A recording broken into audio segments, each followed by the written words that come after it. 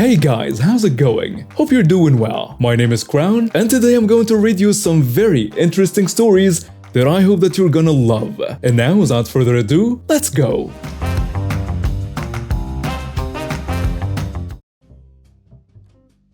I, female, at the time 19, was homeless. I was legitimately sleeping under a bridge when I met a guy, 30 male, who told me he had a place to stay, but we would have to take a 4-day bus ride to it because I was in Texas and the place was in Nevada. The day before the trip I started feeling awful, puking, fever and so on.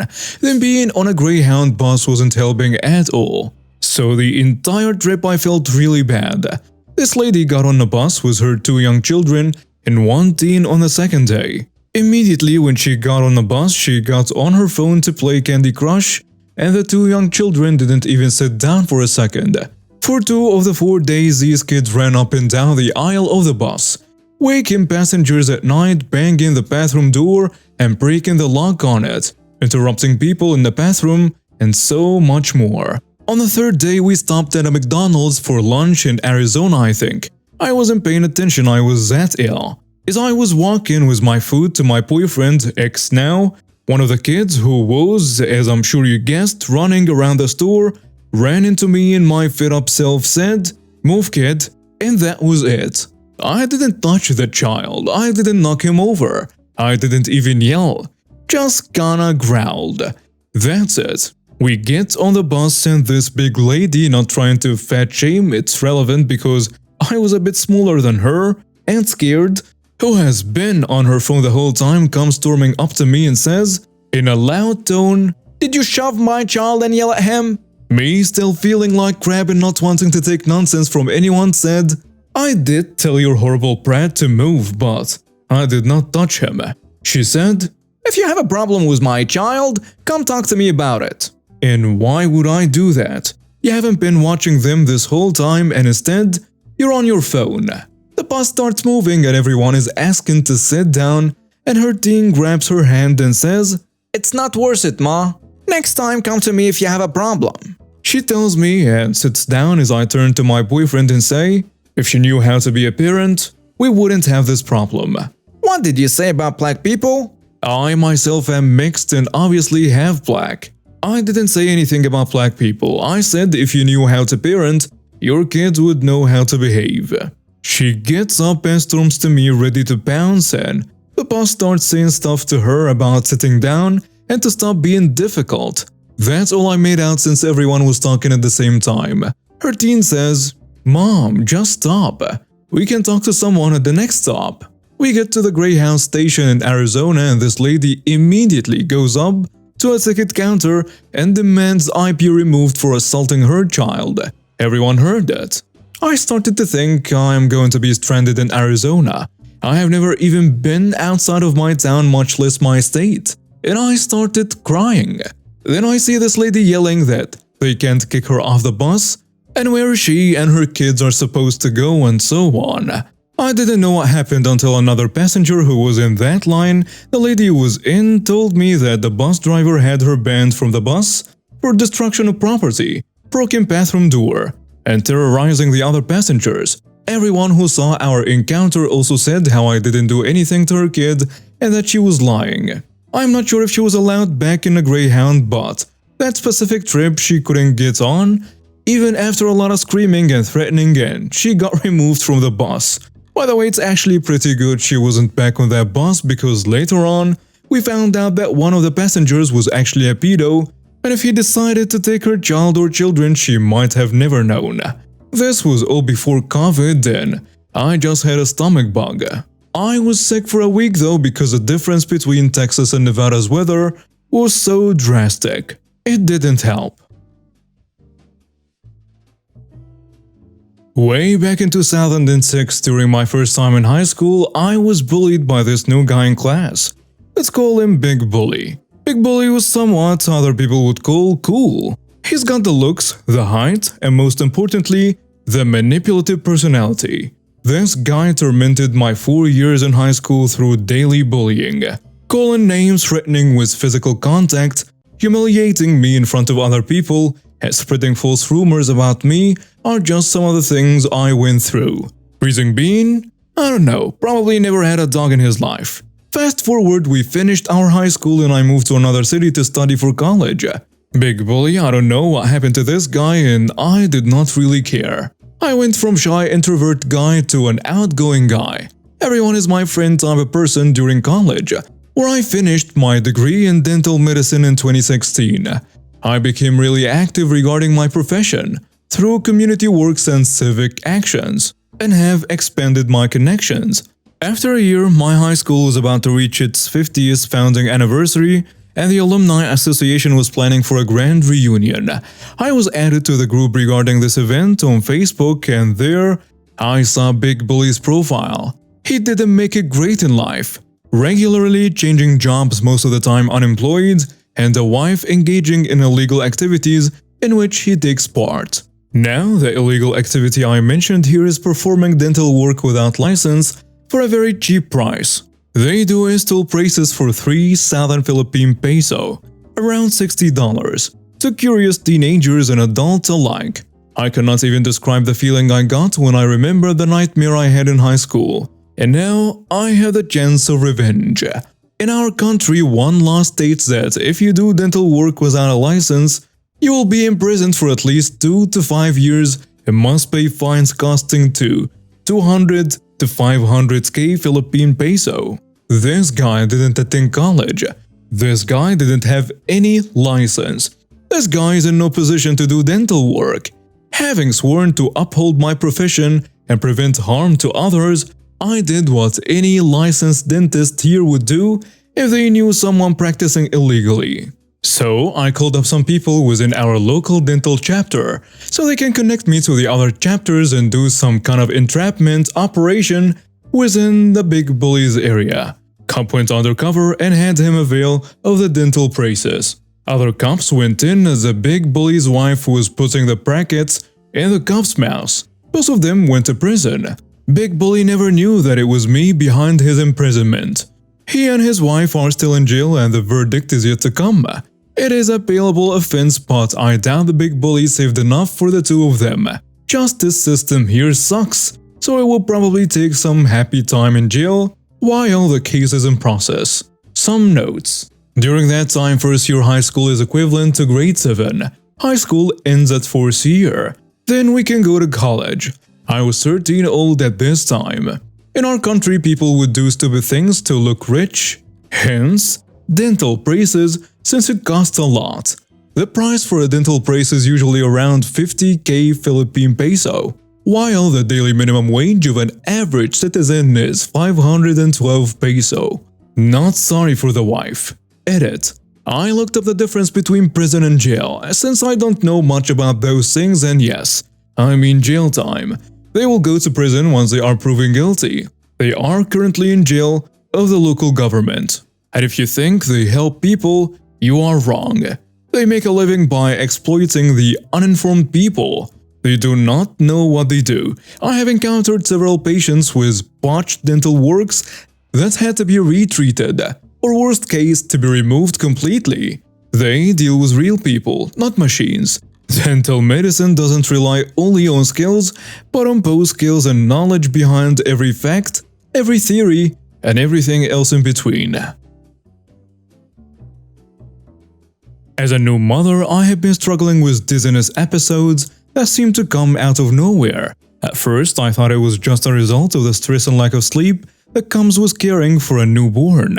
But my doctor recently told me that I had an inner ear disturbance that was causing these episodes. That dizziness could be debilitating at times, making it difficult for me to even stand up or walk around. I have been trying to manage the symptoms with medication and vestibular rehabilitation therapy, but it has been a challenging and overwhelming experience.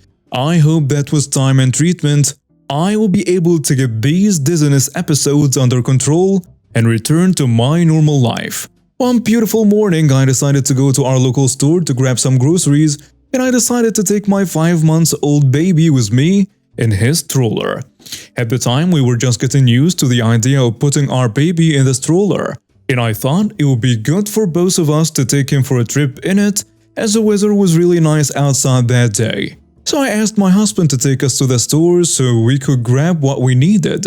We arrived at the store, my husband pushing our cart and me pushing our baby stroller. As we walked through the aisles and stacked our cart with groceries, I suddenly felt a sharp pain in my stomach. The dizziness hit me hard and I lost my balance, collapsing to the ground. I lay there shivering and in pain as people gathered around me trying to help. It usually takes me a few minutes to regain my senses after one of these episodes, but this time I was jolted back to reality by a loud scream. I looked up to see a blonde woman with short hair reaching into our stroller, grabbing my crying baby and walking towards the exit of the store. My baby! I screamed with everything I had. Customers were looking at me strangely and confused, but my husband understood. He glanced over the stroller, saw it was empty, and then bolted in the direction I was pointing at. Later I learned that my husband had caught up to the woman right at the gates. He screamed for the guard to stop her, yelling that she was kidnapping his son. The guard tried to block her way, but she fought back, slapping and scratching him. My husband had to wrestle her to snatch our baby out of her filthy arms. While all of that was happening, I was being escorted by a couple of other customers to the sound of commotion. At the moment I saw my baby between his father's arms, I rushed to the detained woman sitting on the ground until the cops arrived, and I kneed her face was all I had. People had to hold me back until the police arrived and arrested her for attempted kidnapping. I was overwhelmed with gratitude and relief as I held my baby close, thankful that my husband and the guard had been able to rescue him and that the perpetrator had been caught. It was a terrifying and traumatic experience, but I knew that my family was safe, and that was all that mattered. And yeah, for those asking what happened to her, she got sentenced to 10 years in prison. But last I heard, the inmates decided to give her the business once they knew what she is in for. She's currently in a critical condition, getting treated at a hospital with too many broken bones to count. March 29, 2019. Okay, so for a little backstory. I've lived in the same small town all my life. I'm 16 and I have a lot of good/bad memories. A lot of good memories too, but I will save those for another day. So you could say that I had/am having a rough childhood. You know, bullied in school, poverty, parents constantly fighting, homeless for a while, got jumped a few times, and even got shot once. But the worst of them all is when my mom passed away from pneumonia in her lungs last year. I was 15. I would do anything to have her back. Me and her were very close. So all this that's happened to me happened for a reason. Because I can tell you now that I am a no weak guy. Even if I don't win a fight or even get the life beaten out of me, which has happened, I will take it like a man. So everyone that knows me knows that I don't take no crap. I'm also very clever and smart, so I can pull some slick stuff sometimes. The story starts here. Okay, so this happened not too long ago. Probably 3 to 4 months ago. I'm pretty chill, so I don't really care who comes over to my house, as long as you're chill too. No one has ever stolen anything from me or my house, and everyone was cool with me because I'm a pretty funny, chill, and a nice guy. Until one day this kid came around. We will call him Mac. So Mac is new in town and doesn't know much, but he moved in a house down the street, and I guess he noticed all the people coming over or he smelled the weed. So he came knocking and I answered and he seemed pretty cool, so I let him in. We chilled, played some Xbox and smoked for a few hours until Mac decided he wanted to go home. So of course my high self didn't notice anything went missing until my best friend asked if he could hit my vape. I said sure and went to grab it, and sure enough, it was gone. And I knew it was Mac because everyone else in the house I've known since elementary or was family and I trusted them with my life. I also have really bad OCD, so I know where I put my stuff. But before I start to run down to his house, I check around to see if anything else was missing. Turned out, somehow he managed to steal both my vapes, my pack of cigarettes, a lot of weed, and my phone. which I gave him props for because neither did me or my 3 other friends noticed it happened. So I practically flew out the front door. I don't even know if I touched the yard. I think I cleared the witch, but all I know is I ran fast to his house. I only knew where he lived because I saw him moving in while I was riding around on my bike. His house was only a block or 2 away, but I felt like I teleported there. I banged on his door like a cop, and of course there was no answer, so I couldn't really do much.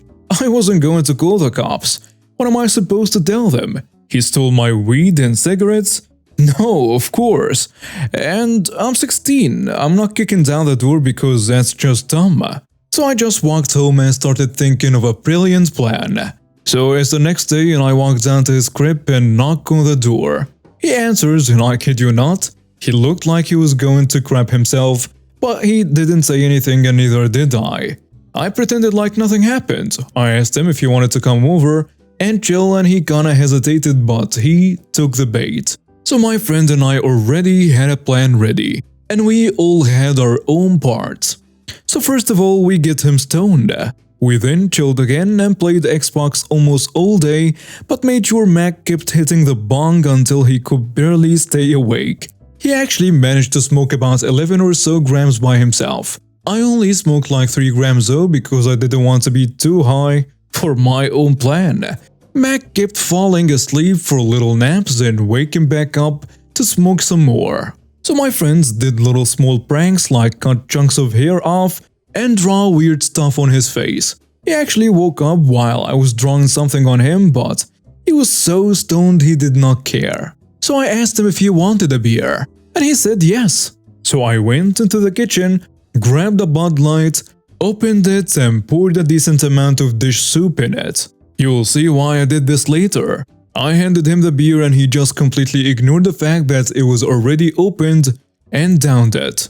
Our next move was to get Mac in public, which was really hard as he is on the heavy side and he didn't want to go anywhere because he was pretty screwed up. We weren't though. We just pretended like we were. So he didn't suspect anything. It literally took us like 10 to 20 minutes to convince him to come with us to town to show him around. We took him to the local Walmart in town and we started playing Truth or Dare, which was a part of the plan. We dared him to go in and steal a candy bar. Now remember, he's drunk and high, and he has weird drawings all over his face and his hair is just completely messed up. He looked like a crackhead. Max said yes without even thinking. But what he didn't know was that his buddy was working up there at the time and we told him to bust Mac. I kinda wish that the plan worked out, but apparently he didn't even make it to the candy. All I heard is that he just passed out and crapped himself. Dish soup. He was arrested for all kinds of stuff. I even heard he crapped on one of the officers, but I really don't know everything after this, to be honest, because we took off the second he went into Walmart. He tried to stick it to us, but no one believed him.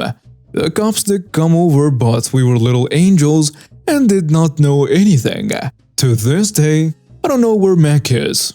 I really don't care. He could still be in jail for all I care. I never got my stuff back, but I really don't care as well. I actually ended up mowing Mac's parents' yard for some money and bought a new phone with the money I got from them. I know I could have asked Mac's parents if my stuff was in there somewhere, but I didn't want them to know I ever knew their weirdo son. Actually, I probably shouldn't even be telling this story, but I couldn't resist. And now we have reached the end of today's stories. Thank you for watching and see you next time.